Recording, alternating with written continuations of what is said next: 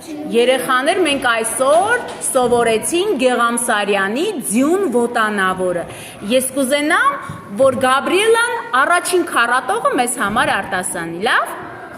Սկսիր, Գաբրիելա։ Ձյուն, սպիտակ ձյուն, փափուկ ձյուն, զգուշ իջիր աշխարհին, ծաղիկները մտել են քուն, հողն է նրանց անկողինը։